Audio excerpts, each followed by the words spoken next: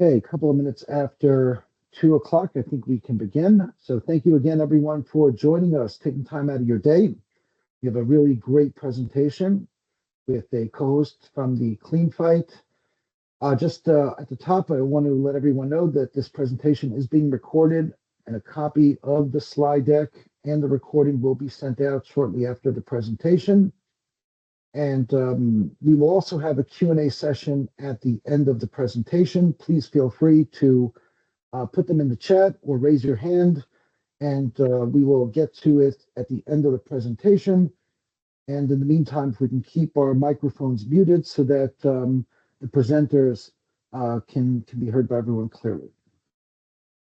So let's begin with the agenda. We're going to do some brief introductions. We'll hear directly from the Clean Fight. Local law filing, very pertinent, very timely. Right now we're in the season. Steam system retrofits, case studies, and then we'll open it up for a Q&A session. So a little bit about us. My name is Ari from Building Efficiency Services. We also have Yakira on the line, and she is going to be monitoring the chat and helping us out here today. Building Efficiency Services, we service high-rise multifamily and commercial buildings with steam system retrofits and electrification solutions.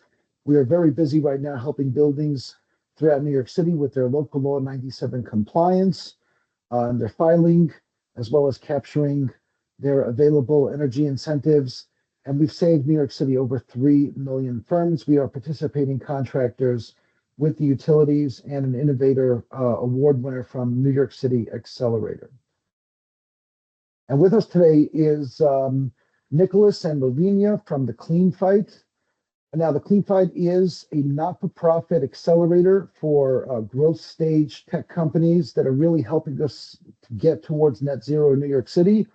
Really fantastic team over there. They're really great people.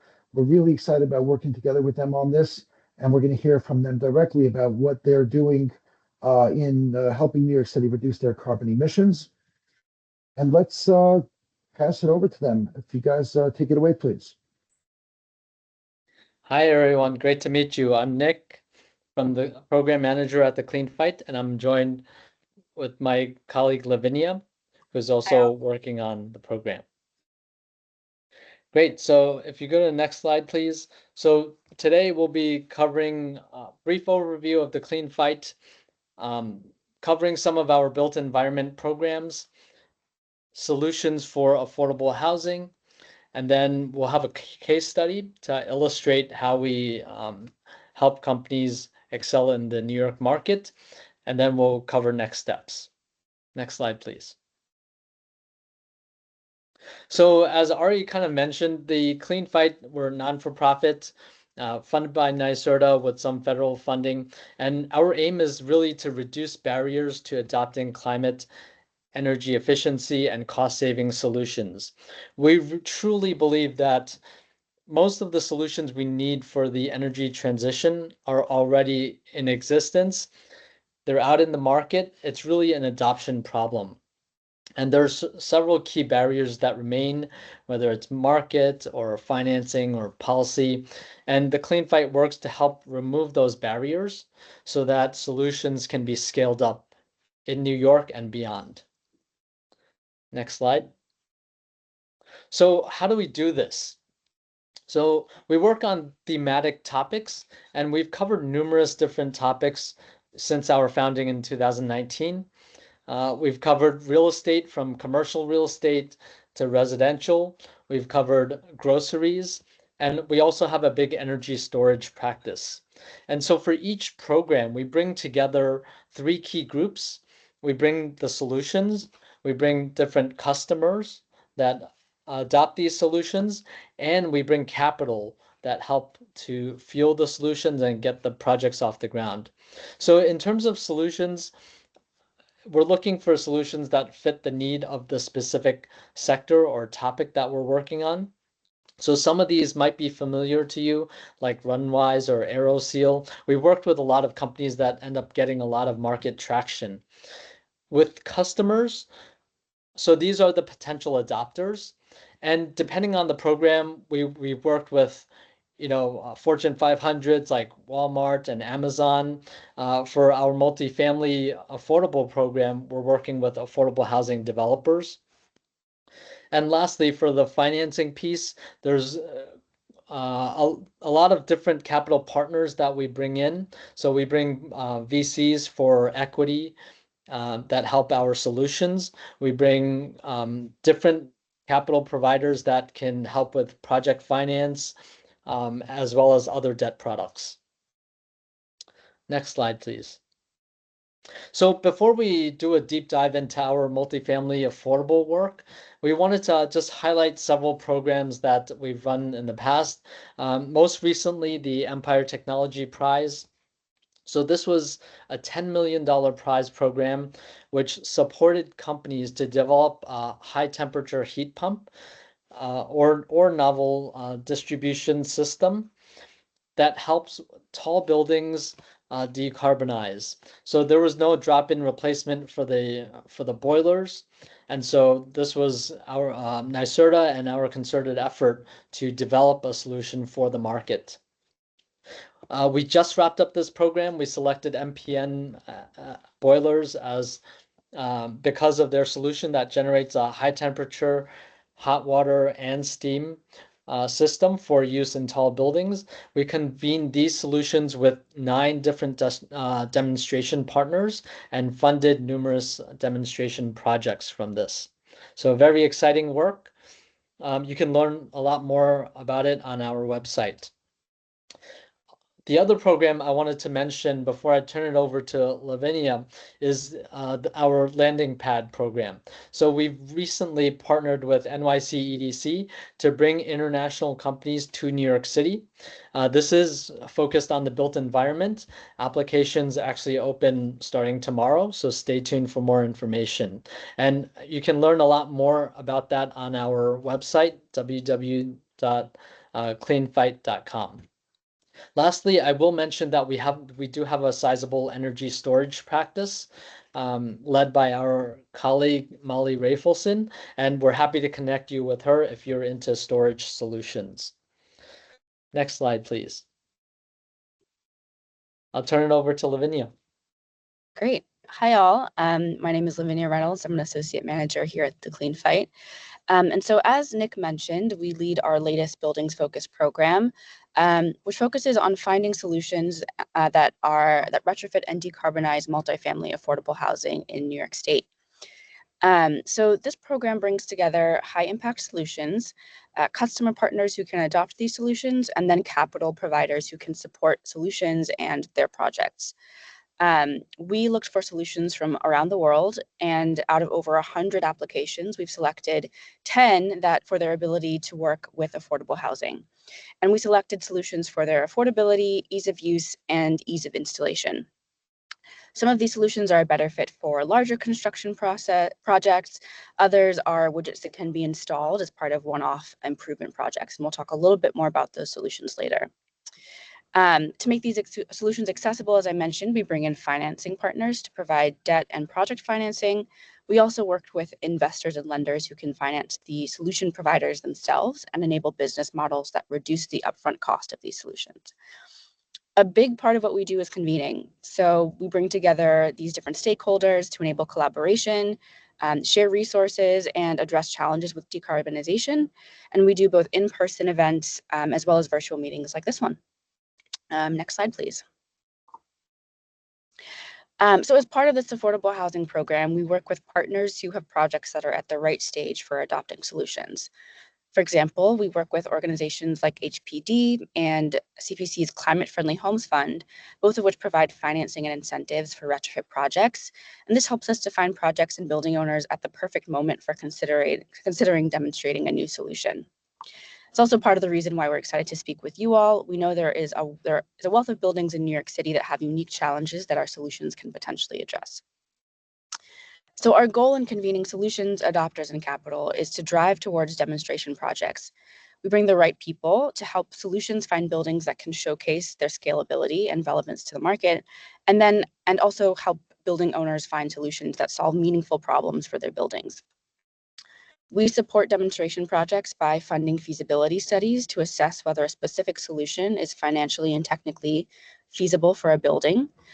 We also support projects with a pool of demonstration grant funds that can provide up to 100K or 1/3 of the cost of a demonstration project. So for example, for this program, we funded over 14 technical assistance studies, 8 focused on building feasibility, and another 6 supporting solutions as they enter the New York market by validating their technologies with third parties. So far, we're also supporting 5 demonstration projects with our demonstration grant pool, which we intend to announce soon. So please stay tuned for that. All right, next slide, please. So these are the solutions we've selected for this program. These solutions are low to no upfront cost, can be installed without major upgrades to electric panels, can be installed without relocating tenants. Some of these solutions help navigate to incentives, and many of them are also small unit-sized technology, so they can be installed without removing existing systems. So I'm just going to run through these quickly. So we're working with Dextall, which is a prefabricated overcladding that goes on the outside of building walls. Building envelope materials, which is a building insulation technology that is injected into the wall cavity without relocating tenants. It takes about 2 to 3 hours per unit to install. Gradient, which is a window unit heat pump that doesn't require a panel upgrade to install, and again, also installed in 2 to 3 hours. Copper is an electric induction stove with a battery. It's great for buildings that want to avoid replumbing their gas lines. EnerDrape is a solar panel, but it's like a solar panel, but for geothermal. It makes capturing the ground's heat accessible without drilling. Daisy Chain is a sub-metering solution. It allows buildings to take advantage of commercial electricity rates on a master meter, while residents still pay residential rates. And this cost difference allows buildings to fund sustainability upgrades. Thalo Labs is an equipment monitoring for HVAC and heat pumps. It can help diagnose poor equipment performance. So it's the size of a small box, so very easy to install. Conservation Labs uses acoustics to monitor water usage and detect leaks, saving buildings money on water bills and enabling compliance with EGC standards. MBU is an easy-to-use, flexible building energy management system. It's very popular in Massachusetts in senior and public housing. And then RockRabbit is an incentive navigation platform that enables higher quality applications to New York State incentives. Next slide, please. We wanted to share an example of what success looks like coming out of our program. So this is a case study from one of our past built environment programs. So one of our LMI and affordable housing partners, L&M Development Partners, was looking for a way to improve energy efficiency in its buildings without incurring large upfront costs. At the time, we connected them to Runwise, a solution provider in one of our previous programs, which offers a low-cost, rapidly deployable monitoring and heating control system for buildings. With the help of grant funding from the Clean Fight, L&M partnered with Runwise to pilot their solution, and the solution was so effective that L&M expanded Runwise into a portfolio-wide rollout. The success of the project led to other housing developers adopting Runwise's solution, including Riseborough, who adopted Runwise across their entire LMI multifamily portfolio, as well as another luxury apartment building developer. And L&M is a large housing provider. This program that we're working with on multifamily affordable housing supports a wide range of developers, and already our grant funding is supporting housing providers across the state. Next slide, please. Next slide. You can go to the next one, please. Awesome, okay. So our work is finding vetted solutions that meet the needs of New York residents, and our programs work to match building owners with solutions that solve problems in their buildings. If you're interested in connecting with us or with solutions after this session, please don't hesitate to reach out to us. Our emails are here. The QR code also leads to a scheduling calendar if you want to set up a time to chat. We're also hosting a summit on November 19th in New York City. Again, please feel free to reach out to us if you'd like to connect and attend. And with that, I will pass it back to Ari. Yeah, thanks, Lavinia. Really awesome job, both of you guys. I have actually some questions myself about your presentation, but we'll wait till the end, to the Q&A session, and I'll get my opportunity. But really, really fantastic.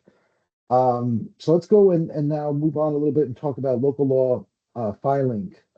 It's a little bit blurry. I kind of grabbed this from the DOB's presentation, but this is the timeline and it's progressed over the course of the year. And we're now squarely in that yellow kind of area here between the deadline to file the local law 97 extension and the filing deadline, the extended filing deadline, which is at the end of the year.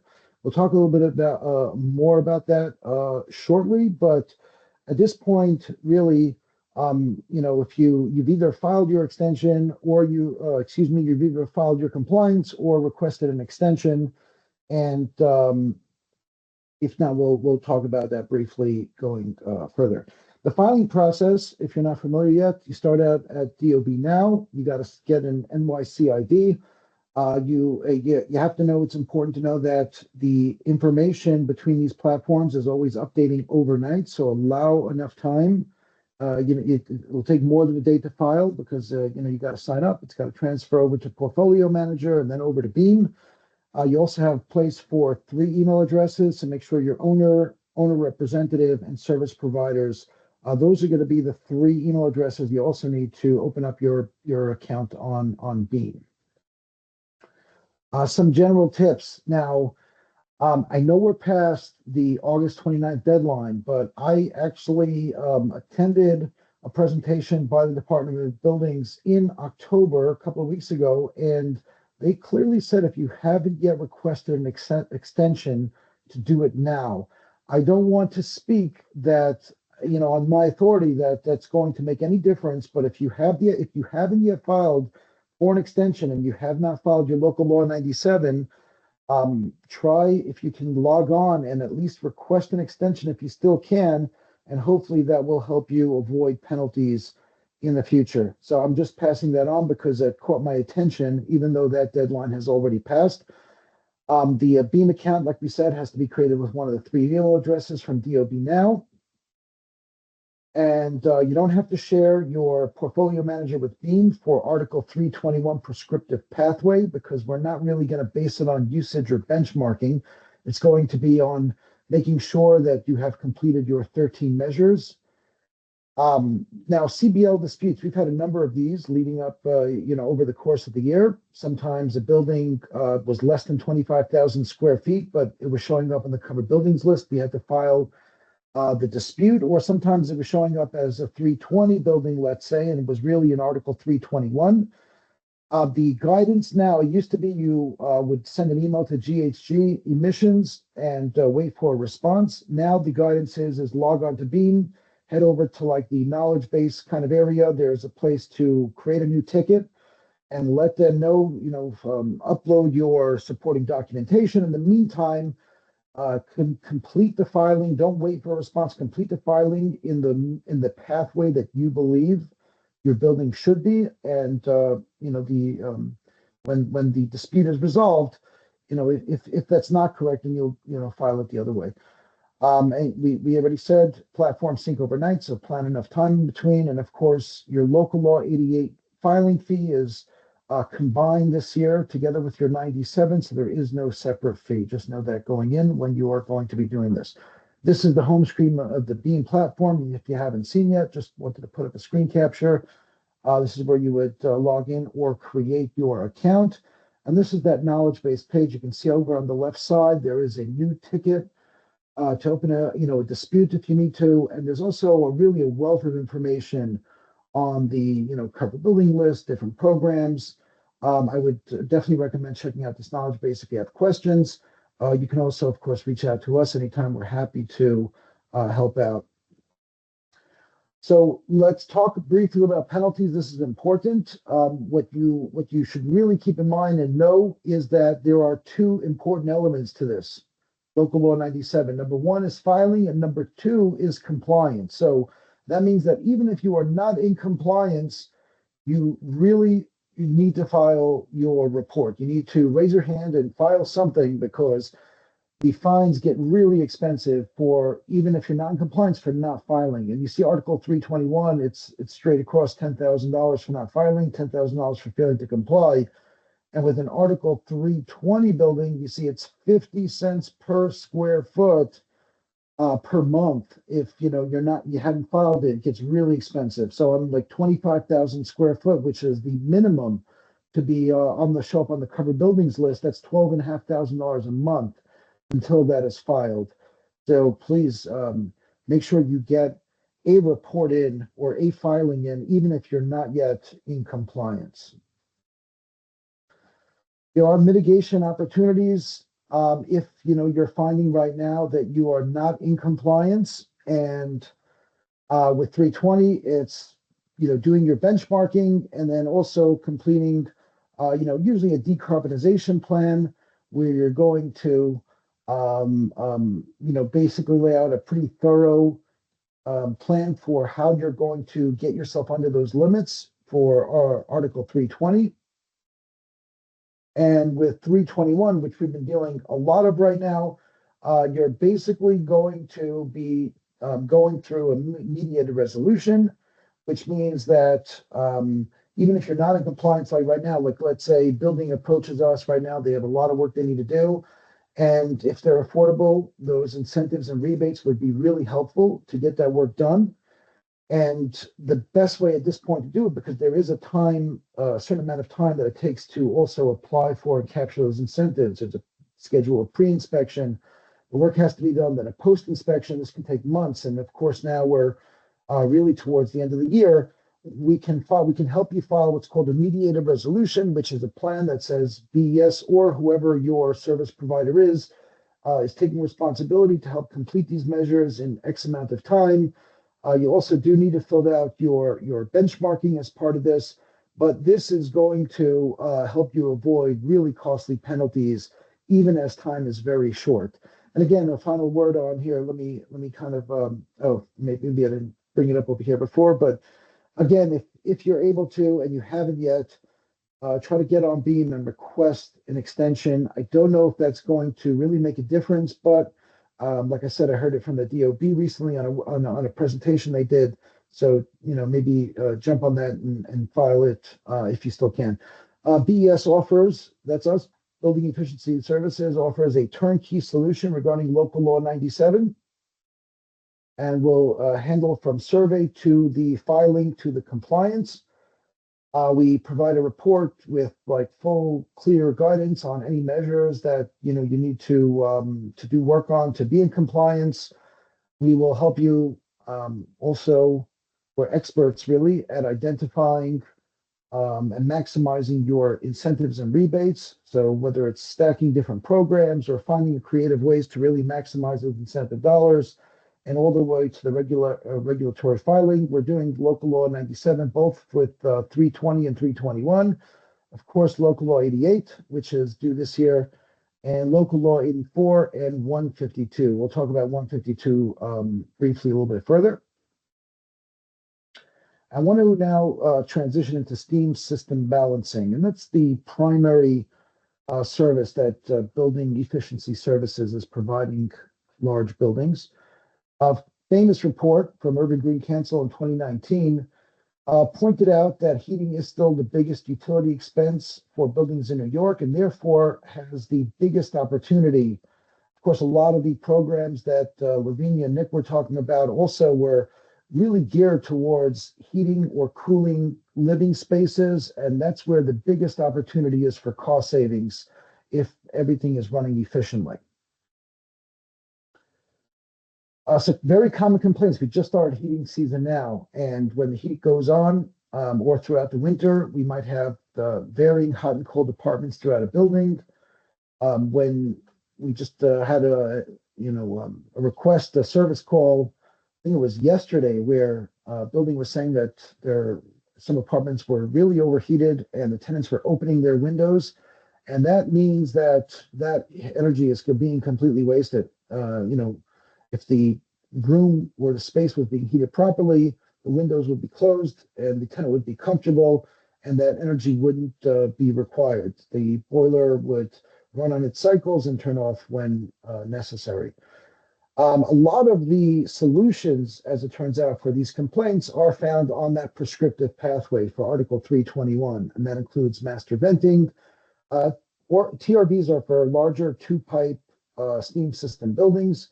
Orifice plates are again for those affected in those two-pipe steam systems, steam trap repair. Multi-sensor boiler controls, which is a requirement. Let's say if you went with a runwise solution, Lavinia pointed out earlier, you would need the outdoor and indoor temperature sensors to help run that boiler efficiently, pipe insulation, boiler clean and tune, and then general steam system infrastructure upgrades. We take a comprehensive and holistic approach to diagnosing any steam system balancing issues and making sure your system is running as efficiently as possible. So steam traps are, again, we're found in two-pipe steam system buildings, usually larger buildings, buildings, let's say, over about 6 or 7 floors. Usually buildings that are about, 4 or 5 stories won't have them, but they allow the steam to stay inside the radiator and the condensate to return back to the boiler. They fail every 3 to 5 years, which then means that they all need to be repaired or replaced, go into every unit, into every radiator. They're in the common area as well. PRVs are those individual temperature controls, also very effective for saving energy in larger buildings. Pipe insulation, of course, in the common areas. Orifice plates, we've been doing a lot of projects with orifice plates lately, especially with New York City Housing Authority, with NYCHA. What they do is they allow the correct amount. They're properly engineered to allow the right amount of steam into the radiators, and they completely remove the need to maintain those costly steam traps. So whereas every 3 or so years, you'd be getting access, working with residents to get access to every unit and replacing or repairing all the steam traps, orifice plates eliminate that requirement, because the steam is not hitting up against the trap, and therefore it doesn't fail after repeated opening and closing. Master venting, common area, it's one of the 13 measures and really helps the steam move efficiently through the system by clearing out air that creates traffic in your steam system distribution system. We do have a plumbing division now at BES. About 2 years ago, a little bit more, we opened up a dedicated plumbing division. So we do spot service calls, and we also do large new construction projects, pipe replacement and repiping, gas and sprinkler systems. We also offer maintenance contracts. So if you have a large project development, multiple buildings, and you want to have someone that we can have come down on very short notice and fix any kind of issues, we offer maintenance contracts as well. And regarding plumbing, local law 152, we're getting a lot more calls about that now. It requires buildings with gas, heated by gas, to have their gas inspected by a licensed master plumber. We can assist with correcting any violations and submitting any paperwork. Let's go on to some case studies. A project we actually finished this one last year, NYCHA Packed Linden. This is also L&M. So CleanFight was talking earlier about their relationship with L&M. So we did a project for them, about 20 buildings, 1,600 units. This is a two-pipe steam system. And we really were able to capture the AMI comprehensive program, which works on a point system and really provides a lot of incentives and rebates for doing a comprehensive energy saving project. They did orifice plates in this project. It will not only save them on their energy now, but save a lot in the costs down the road by eliminating the need to have to constantly go into units every about 3 years and working with management and residents to get access to all the units. Wanted to include this one as well because we work with kind of smaller or mid-sized buildings as well. This is a 53 unit oil building, and the reason why oil is kind of important there aren't as many incentives available because incentives are generally provided through the utilities like Con Ed and Nat Grid. So you'll still be eligible if you're an oil fuel building for your electric getting incentives through that. But as far as, your heating or gas, oil buildings are generally not eligible for a lot of incentives. Still, we can do a really good job of helping you reduce your energy reduction. And of course, your compliance with local law 97. We saved this building over 3,000 gallons of oil a year. And we just wrapped up this project a little while ago, NYC Patterson, also a big NYC development, 15 buildings, about 1,800 units. They did orifice plates as well. Really greater efficiency on the heat reduction. We had zero heating complaints when the heat got turned back on. Usually, especially after an orifice plate project, because it uncovers sometimes some underlying issues. And we had zero heating complaints from New York City housing in Patterson, which we were really, really proud of. Tenants were all really satisfied with the heat and that was provided as soon as the heat came back on. These are screenshots of like dashboards we provide for management companies. So especially a job like NYC Patterson, multi-building, very dynamic job. And management wants to know, on a dime, where the project is holding, percentage of completion, what our penetration was in a particular building as far as the access, working with management and residents to get access. We have a very good success rate of working with tenants to get access, about 95+%, and this is real-time tracking. So we're paperless in the field. We're trying to do our bit to help the environment that way, and we provide real-time tracking for management to be able to keep on track of how the project is progressing.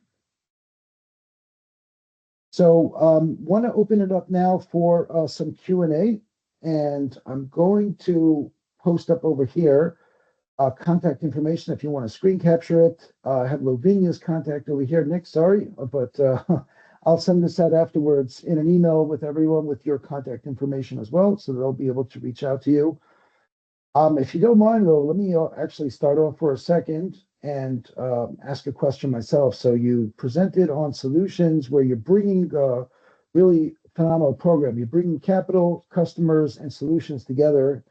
And if you are managing a portfolio, are all the solutions that you are presenting on right now in your current cohort, are they like kind of experimental or development, or they are being used in the field right now? And then if someone's interested in implementing any of these solutions or testing them out, like, do they reach out to you? What would be the best way to make that connection? Sure, Nick, do you want to take that? Yeah, sure. Sounds good. So we're known for, bringing exclusively growth stage companies to our programs. What that means is companies already have a product in market. They have customers, they have sales. So their technology is de-risked. It's already out there. What we're trying to help them do is either pivot from a different geography, maybe a different state, to New York, or a different industry into multifamily affordable in this program. So it could be a great solution for, that exists in market rate buildings or other buildings, even in across the states or abroad. And then we're helping bring their technology here. And so all that means that all of them are proven. If you're interested in any of the companies, we're happy to share contact information, or connect with us, and then we can kind of walk you through. Amazing, amazing. And then on the other side of that, because again, this is really a phenomenal program that you're running. If you have kind of like the growth stage, companies that want to kind of reach out and see, how they can work with you, what do you suggest on that end? Yeah, so we have programs open all the time. However, it's not on a rolling basis.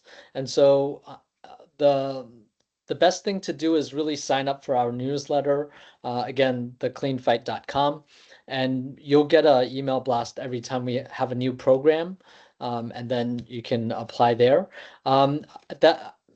That said, I wouldn't hesitate to reach out. We're always interested in learning more and talking to different solutions out there.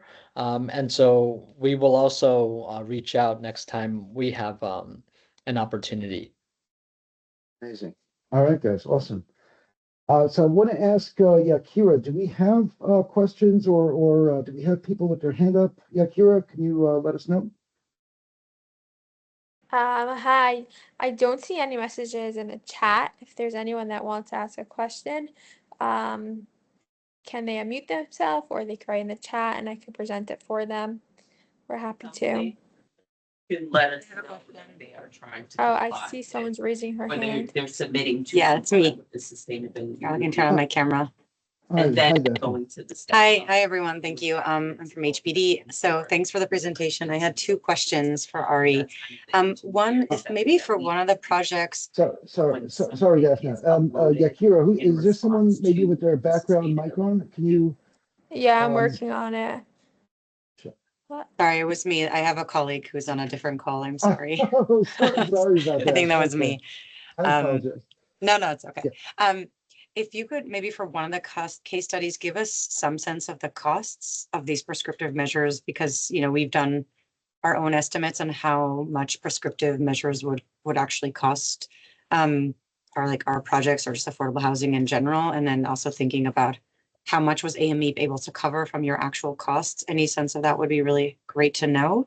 And also either from these projects or from other projects, could you give us an example of like a scope that included, you know, the things you talked about now, which were like steam, right? Heating system optimization in different ways, in which you like paired it with something else, whether it was air sealing, I don't know, some other measure not related to the heat that again kind of had more efficiency and savings gains, because again, we're definitely always interested in like non-invasive scope items, but maybe beyond prescriptive. So any examples would be helpful.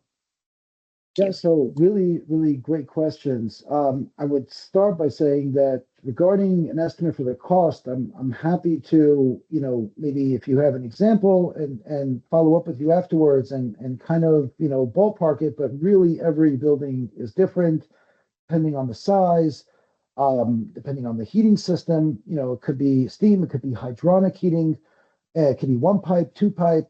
There's a lot of different variables. It really depends. It's so unique. Every building has its own story to tell, how it's been maintained and managed over the years. We're happy to look into an example and give you some kind of back of the envelope idea so you can, you know, have something to work with. And as far as combining measures, yeah, we're always like, you know, looking to maximize incentives where that can. So like one kind of creative idea is where if there's a program, let's say, where we can, let's say the building needs to do their elevator, let's say, and that's like really outside the scope of what building efficiency services do, but we have a really wide network of partners that we, you know, and we might bring them in and say, okay, well, if we can, the building needs to really do this at some point anyways, if we can do it now together with this and work with a green bank or find some really creative way to help the building finance the project. And because they're doing the elevator with these, you know, heating incentives, you know, the incentive package will be really, really advantageous. So we're always finding creative solutions like that. So it's not just limited to heating.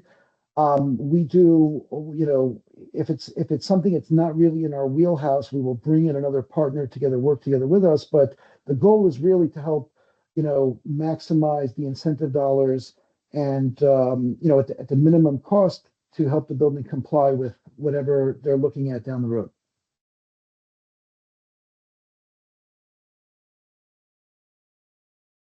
Thank you. Yeah, sure. Well, I'd like to follow up with you and see what, you know, what kind of sample building or some idea of, you know, what it is that you're looking at, and we'll put something together for you. Do we have any other questions? Anybody want to unmute themselves? Feel free, ask any questions or put something in the chat if you'd like. Kira's monitoring the chat.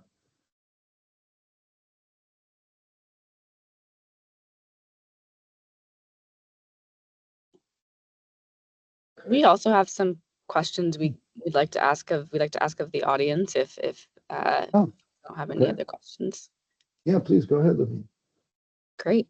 I'm curious for the building owners in the audience, what problems related to heating, cooling, electrification are you trying to solve for with your buildings beyond just decarbonization? Are there any issues that you feel like could be addressed or should be addressed?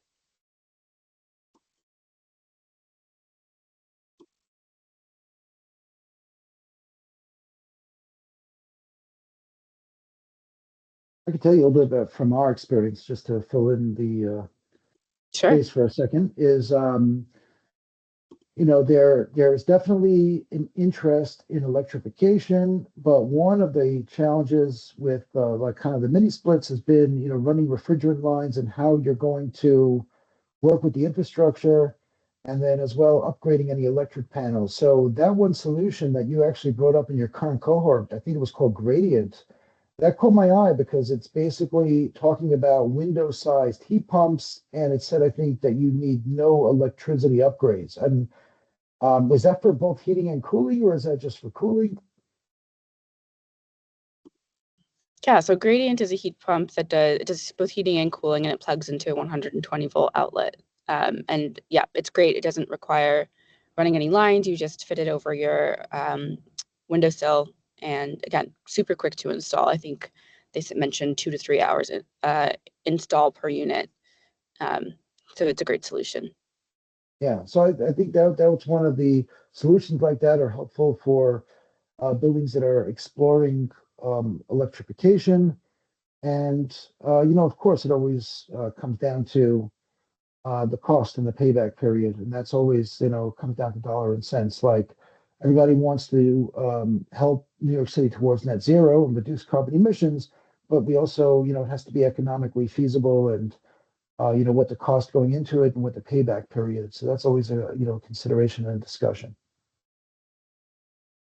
Yeah, and I'm seeing in the chat, Matt Norden mentioned something similar. So financing electrification projects while navigating incentives can be a challenge for nonprofit affordable housing companies. I don't know, Matt, if you wanted to say anything else about that. Sorry to call you out.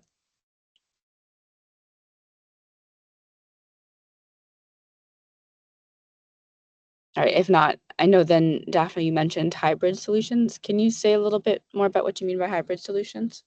When a team. Yeah, is like, for a sustainability For example, review, like with this heat pump you're just describing, that's it's in the windowsill. I think, right, there's still some concerns for those very cold winter days, even though it's not the majority, right, when it's really, really, really, really cold. And so, I've heard of some explorations of, installing something like that, but then you still maintain, your existing fossil fuel system to turn on those very extreme, polar vortex type days. So you have a backup. Yeah. But, and maybe over time you would need that less if the planet continues to heat, but thinking again of like some hybrid solutions or, kind of decoupling, right? Heating from hot water, so you don't use the boiler in the summer for water, right? So I think also thinking of different, if I'd love to hear if BES has done any of these hybrid projects, because I think again, I know the incentives are not great for these, but it may be more feasible for a lot of buildings. So there are actually some incentives for clean heat, and we are working with some of those projects, but it just happens that now we're still at the kind of beginning of local law 97, like from this year until 2030, the threshold is such that most buildings are in compliance, and we're working, of course, with a lot of affordable. So I think that a lot of this conversation or move to electricity is going to happen as we probably get closer to 2030 in a couple of years. The technology is also improving, and the grid is being strengthened in some neighborhoods in some cases. So there's a confluence of things I think that's really going to accelerate this. Um, from where we are, a lot we've been doing is on legacy heating systems, especially with the prescriptive pathway with Article 321, with some 320 as well. But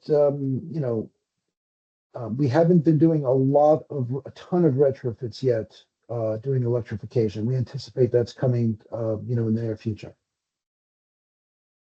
And as Ezra pointed out, for some building owners, redundancy is a, you know, one way of de-risking. So we've seen a lot of deployments of gradient where, you know, building owners are buying just a few units just to test it out, you know, see the impacts. And then, you know, after those meet the criteria and after one season, then they, you know, scale up.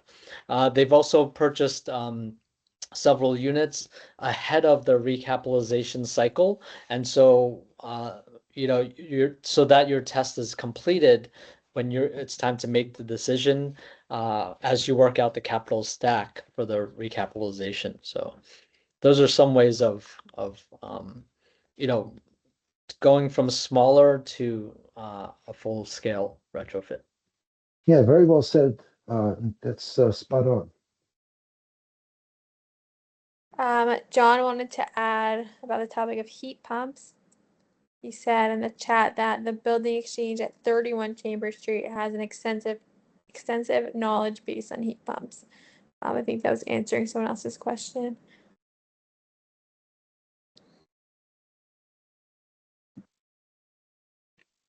Awesome. Okay. Yeah, Lavinia, you got another question, or you want to go again, or should we begin to wrap it up? Happy to wrap it up. Nick, I don't know if you had any other questions. No, I'm good. Thanks so much, everyone, for joining. This was it was good to be able to field some of the questions and talk to you about solutions. If you have any other questions, feel free to reach out to us, and we're happy to take it offline as well. We have Someone we else- have a hand up. Yeah, Valerie from Yeah, go from ahead. Accelerator. We know Valerie well. How you doing, Valerie? Hi. Yeah, I probably missed something, but when you were talking about doing orifice plates instead of steam traps because it saves you all that repair of steam traps and so on. But when I look at some of these slides, are you indicating that you couldn't do that in all the apartments? In some apartments, you just have to do the steam traps too, or like, you know, what happened? Did you do 100% orifice plates or not so much? Yeah. That's okay. Very good question. So first of all, orifice plates are really meant for the two-pipe steam system building, the larger buildings. A one-pipe steam system, the steam and the condensate are traveling up and down within the same pipe, and they don't have steam traps like you would have usually, almost always, on the side of the radiator.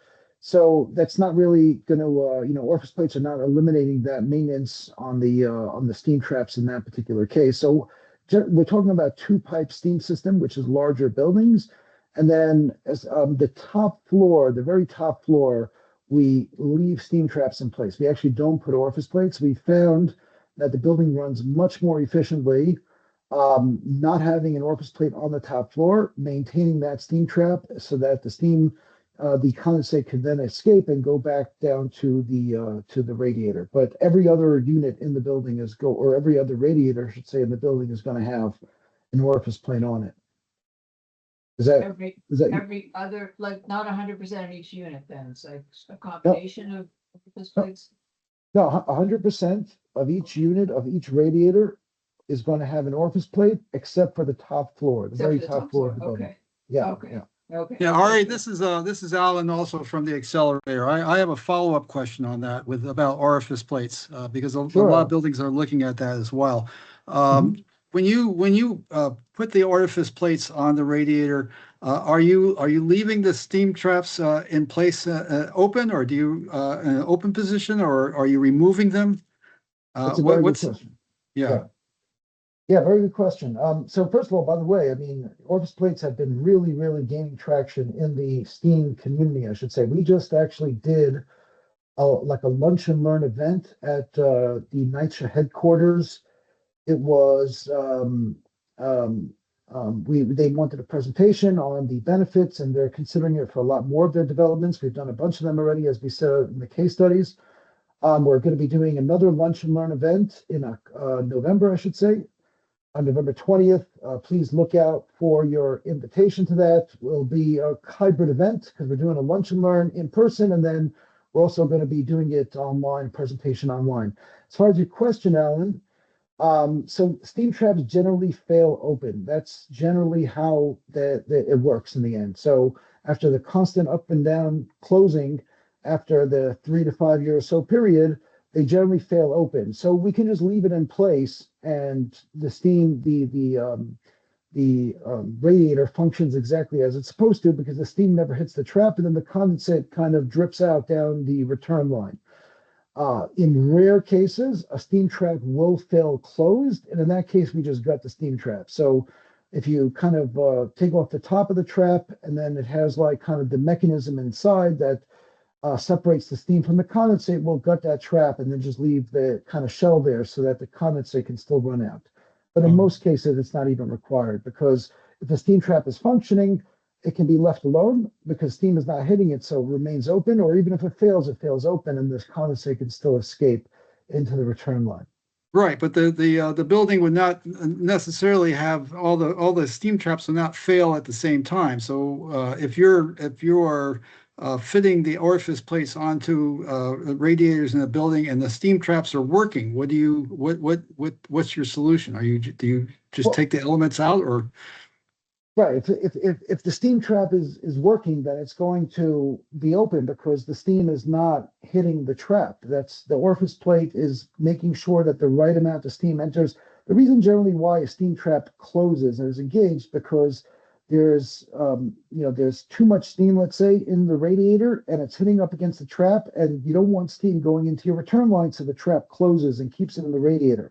And then as the steam condensates and turns into liquid, and then the trap will open and allow the water, the condensate, to return then into the return line. If you're not overfilling that radiator with steam and the right amount is going in, you're not engaging the steam trap, so it remains open or it fails open. Either way, as long as it's open, the radiator will function just fine. The issue is that if it fails closes and it remains closed, then you have a backup in the radiator. The air can escape, the condensate can escape, and then before you know it, the tenants are saying that they have no heat in the apartment because the steam can't get into the radiator. It's already occupied. So then they have to come in and gut that trap. But generally, rarely that's a rare occasion. If we happen to do a job in a building, and let's say, and we're seeing that a bunch of traps are failed closed, we'll just preemptively gut all the traps in the building as we're doing the work. But again, rare, and takes an expert on this kind of how this is to function with the engineering of the orifice plates and the proper functioning. The holistic approach is really where you get maximum efficiency. Thank you very much. I appreciate it. Thank you. Yeah, pleasure, Alan. Thank you for the question.